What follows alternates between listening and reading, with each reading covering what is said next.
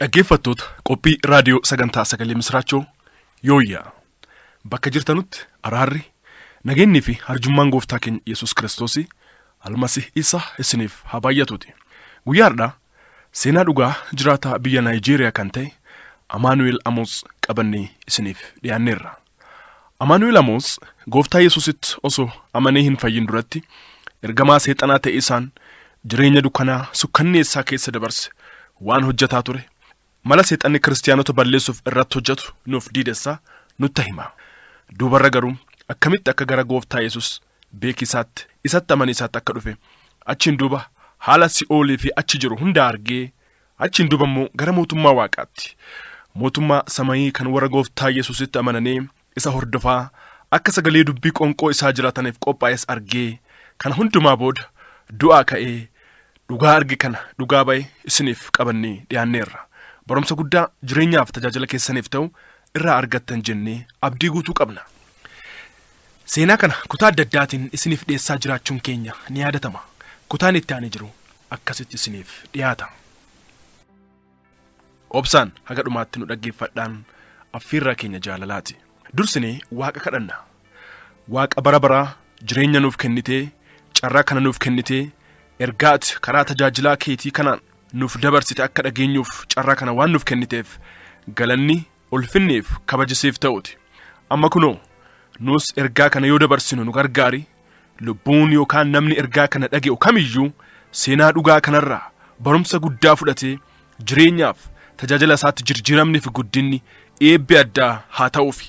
Namni haarinni kan Gooftaa Yesuus hin beeknes ergaa kana dhaga'ee gara fayyinnaatti akka dhufuuf Waaqa hafuura keetti qulqullichaan isa gargaare. Karoorri fi hojiin seexanaa kamiyyuu kan diigame haa ta'uti.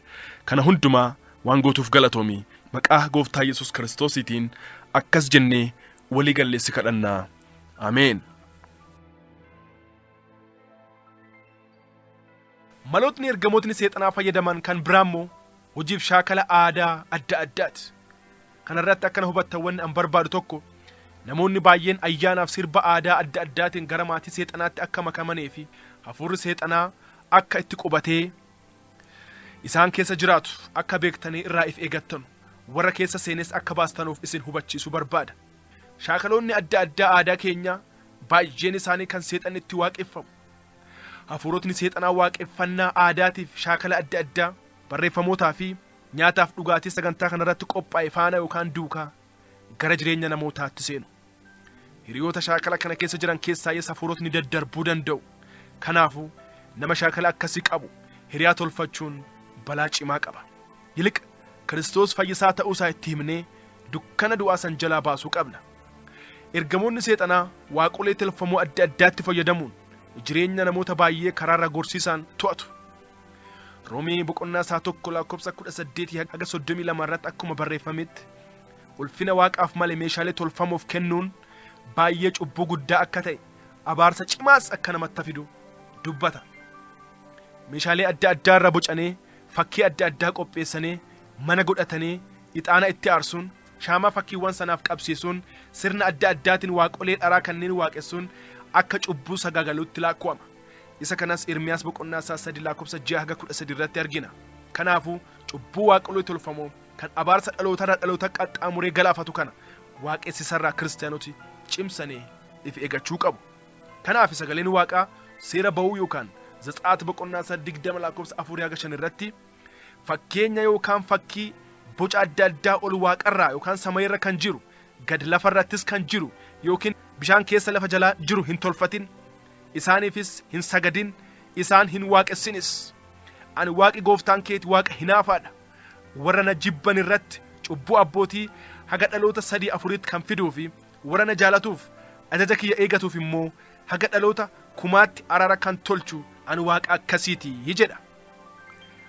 Har'a garuu namoonni baay'een kana wallaalurraa kan ka'e sagadaaf waaqeffama waaqa tokkicha qofaaf gooftaanuuf du'ee du'aa ka'e jireenya nuuf kenne Yesuus Kiristoos qofaaf kennamuu qabu ergamoota adda addaatiif namoota adda addaatiif yoo kennanu baay'ee nama gaddisiisa. Baay'ee nama gaddisiisu warri akkasiis.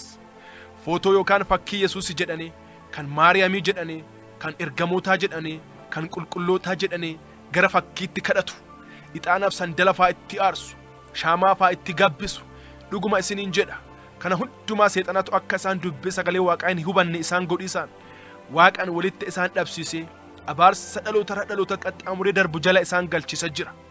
Akkamitti yoo jette wanti xaa'otiif godhamu kun hundinuu guddoo Waaqa gaddisiisu cubbuu cimaa hojjechuudha waan ta'eef kana argee immoo Waaqin callisu warra akkasii kanatti abaarsa cimaa kan dhaloota isaanii 3 haga 4tti galaafatutti fida. Maaf sababa cubbuu isaaniitiin ofitti fidane waan ta'eef. Kanaafuu nama amma na dhaggeeffachaa jirtu fakkii kamiyyuu kan itti sagaduuf mana godhattee itti waaqessitu kan ixaanaaf sandala itti aarsitu kan daanteliin dhokfattee mana kaa'attee jirtu kan shaamaa itti gabbistu Waaqi si jaalatuuf ergaa kana kunoo amma si dhageessise. Amma fakkiileef waan boca adda addaatiin sababa akkasiitiif mana kaayatte baasii gubi walitti qabi. Dhugumaan siin jedha ammumaa murteeffadhu walitti qabii gubi. Namni maannaan jedhan jedhin kan namni siin jedhu irra kan Waaqni siin jedhutu caala. Isaanittis sagalee Waaqaa kana itti himi. Namni yoo ati boru abaarramte abaarsa jala seentu harka sitti rukutu cubbusaatu kanatti fide siin jechuu malee furmaata siif kennuu hin danda'u. Ati garuu hin sobamin. Carraa kana kunoo dhaggattee sagalee Waaqayyo Gooftaa dhageetteerta. Kanaafuu ka'i walitti qabi gubi achiin duba araara gali dhiiga Yesuusiitiin ifi qulqulleessi. Waaqa hafuura ta'e kana dhugaaf hafuuraan isa waaqessi. Kanaaf Gooftaan Yesuus akkuma wangeela Yohannis boqonnaa 4:24 irratti Waaqi inni hafuura warri isaaf sagadanullee dhugaaf hafuuraan isaaf sagaduun isaan barbaachisa jedhee kan barsiiseef. Waaqa fakkiif boca adda addaatiin fakkeessuun ulfinna isaa baay'ee gad buusudha. Waaqi lafaaf samayii uume akkamiin harka namaatiin bocama akkamitti harka namaatiin footoo kaafama lammata ittiin deebiin lammata seexanaaf barumsa sobaa adda addaatiin hin sobamin lammaffaa deebitee abaarsa kanaan hin qabamin ifiif yoo jalaa baate warra biraattis itti dubbadhu abaarsa jalaa isaanis dhaloota isaanis baasi. Filmiin kitaaba qulqulluu adda addaa kan fannifamuu du'uu fi du'aa ka'uu Gooftaa Yesuus dabalatee kan hojjetamanis hubannaa nuuf dabaluuf jedhameeti malee akka nuti akka footoo warra adii yookaan faranjootaa manatti maxxanfannee isaaf Waaqa jedhaa sagadnuuf himoti. Namoonni seexanni sammuu isaanii qabe tokko namoota bakka Gooftaa Yesuus bu'anee filmii hojjetan san akka Waaqaatti ilaalisaan kan waaqessuu fedhan jiru. Kun wallaalummaadha darbee daallummaadha. Kana dhaga'anii namootumti filmii adda addaa keessatti Gooftaa Yesuus bakka bu'anee hojjetani karaa miidiyaa adda addaatiin namni isaanirraa akka ila kaafatu ergaa dabarfachaa jiru. Inni tokko yeroo tokko akkas jedhee ture. An Gooftaa Yesuus bakka bu'ee hojjedhe malee nama cubbichuma akka keessanii kan garuu isatti Gooftaa Yesuusitti amanee dhiiga isaatiin qulqullaa'eedha. Inni immoo Waaqa Gooftaa bara baraati kan cubbuu hin qabnedha qulqullicha ilma Waaqaati. Kanaafuu ila keessan anarraa kaafadhaa isa ilaalaa isa waaqessaa isa qofaaf sagadaa isa qofaaf galata galchaa. Warra footoo Maariyaamiitiif ergamootaa akkasumas kan qulqullootaa jettanii manatti isaan waaqessitanus dhiisaa isaan Maariyaamiin faa osoo carraa kana argatanii waan isin amma gootan kana argane guddoo baay'ee gaddu. Inda'um Maariyaam yeroo lafa kanarra turte san akkuma wangeela Yohannis boqonnaa 2:5 irratti barreeffametti tajaajiltoota isaatiin waan inni yookaan Gooftaan Yesuus isiniin jedhu godhaa tolchaa isa san raawwadhaa jetteen malee waan an jedhu tolchaa ana dhagiyaa hin jenne. Isiin beektuudha jaalatamtuudha Waaqaan filatamte waan taateef cubbuu akkasii dogoggora akkasii kana keessan galtu. Mul'ata Yohannisii boqonnaa 19:10 irrattis akkuma barreeffamee jirutti Yohannis ergamaa Waaqaa kan mul'ata kana itti mul'iseef gad jedhee sagadiisaaf yoo jedhu ergamaan Waaqaa garuu lakki kana tolchitee beekadhu an warra dhugaa ba'umsa Yesuusii kan qaban obboleeyyaan keeti waliin anis tajaajilaa isaati Waaqaaf sagadii naan jedhee Yohannis barreesse. Ergamoonni hundinuu Gabri'eel, Mikaa'eel, Suraafeliif kan kana fakkaatan hundinuu tajaajiltoota isaati. Isaanu isa tajaajilu, isaaf sagadu, isa waaqessu waan tokkollee sirraa hin fudhatan. Seexanniyyuu bakka isaa malee ulfina Waaqaa fudhatuu barbaade akka olii gadi gatame hin beekan waan ta'eef akka seexanaa san gadi gatamuu akka isaa san salphachuu akka isaa san gahaannamitti gatamuu dogoggora isaa san deebi'anii dogoggoruu hin barbaadan isaan ijjumaa gonkuma. Isaan eega akkas jedhane ati maaf sobamtare kunoo amma dhageetteerta gara dhugaatti deebi'i. Waaqa qofaaf sagadi. Isa qofaa waaqessi. Waan baay'ee nama gaddisiisu garuu immoo isaan waan namootni asitti godhanu kana hundumaa quba hin qabanu, hin beekanu. Kana hundumaa kan yeroo tokkoon bakka maratti argamee beekuu arguu kan danda'u Waaqa qofaadha. Kanaafuu shaakala akkasii kanarra of qusadhaa. Waaqalleen gaddisiisinaa.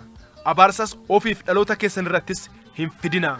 Gara Gooftaa Yesuusitti ila keessan deebisaa. Waaqa dhugaa kan lafaaf samayii argitanu kana sagalee isaatiin uume, kan sagalee isaatiin dade, isa hafuura ta'e kana dhugaaf hafuuraan isa waaqessaa. Isa qofaaf galata waaqummaa maleef galchaa. Ulfinna isaa uumamaaf hin kenninaa. Inni Gooftaan Yesuus qofaan lafaaf samiitti waaqeffamuuf mala jedhee ergaa cimtuu akkasii karaa miidiyaalee adda addaatiin dabarse namtichi bakka Yesuus Kiristoos bu'ee fiilmii hojjate kun. Kanaafuu atis kun amma dhageetteerta. Guyyaa murtee, guyyaa dhumaa lakkii an kanan dhageenye quban qabu namoonni akka hin himne jedhuu hin dandeettu. Osoo guyyaan araaraa si jalaa hin hobba'in. Ammumaa murteeffadhu. Murtee badii ibidda bara baraa si eegatu jalaa Yesuusiin miliki.